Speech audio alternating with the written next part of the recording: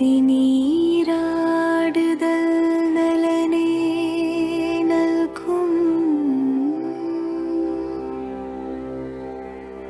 அதனை முன்னோர் அவசியமாக்கினார்.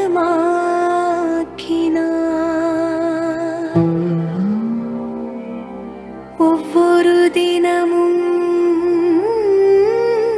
நதமென்று உள்ளமென்னி இணைத்தார் வாழ்வில்.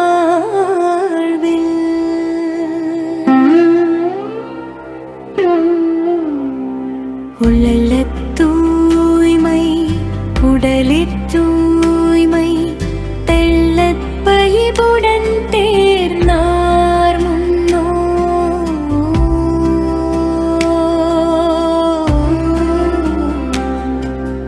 நீரால் உடலில் தூய்மை நிறையும் நேர்மையால் உளத்தில் தூய்மை நிலைக்கும். உடலில் தூய்மை உளத்தில் தூய்மை தருவதே சமயத்தின் நோக்கே ஆகும். இரண்டும் தூய்மை எய்திடும் நிலையில் இறையின் நினைப்பு இதயத்தில் அமரும். ஒவ்வொரு நாளும் ஒவ்வொரு மாதமும் ஒவ்வொரு பொழுதும்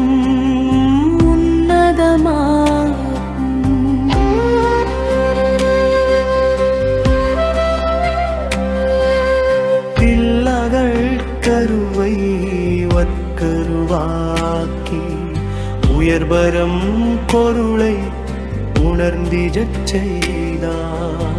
இறையினை தேடி ஓடவே வேண்டாம், இயற்கையை இறையாய் இருப்பதே தத்துவம்.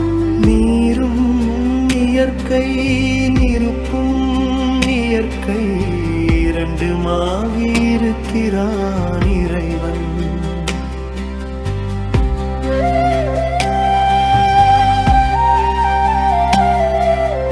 இருளிலும் இருப்பான் ஒளியிலும் இருப்பான், இறுதியும் தொடக்கமும் இல்லான் இறைவன். இறைவனை கண்டிராய் ஏங்கியே நிற்கிறோம், ஏக்கத்தை போக்கிட வழிகளை தேர்கிறோம்.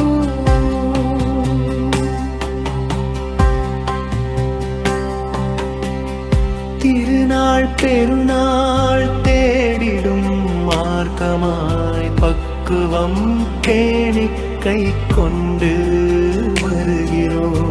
மாசியில் மகமாய் வருகின்ற திருநாள் மாண்புடை மகத்துவம் கொண்ட நன்னாளே.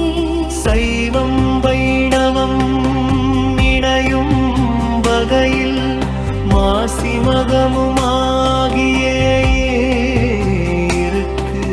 சிவனும் இருப்பார், முருகனும் இருப்பார், திருமால் இருப்பார், சிவசக்தியும் இருப்பார். இட்ட பெயர்கள்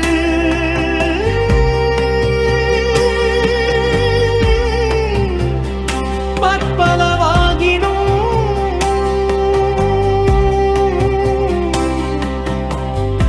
எல்லாம் இறையே எல்லாம் உயர்வே.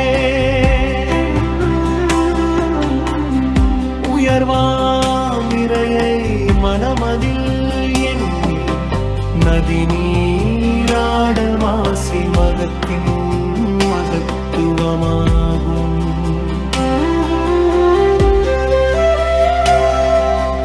மகத்துடன் இணையும் மாசிப் பெருந்தமி, மகத்துவம் மிக்கது என்பது தத்துவம். புனித நீராடுதல் மகத்துவம் என்பதா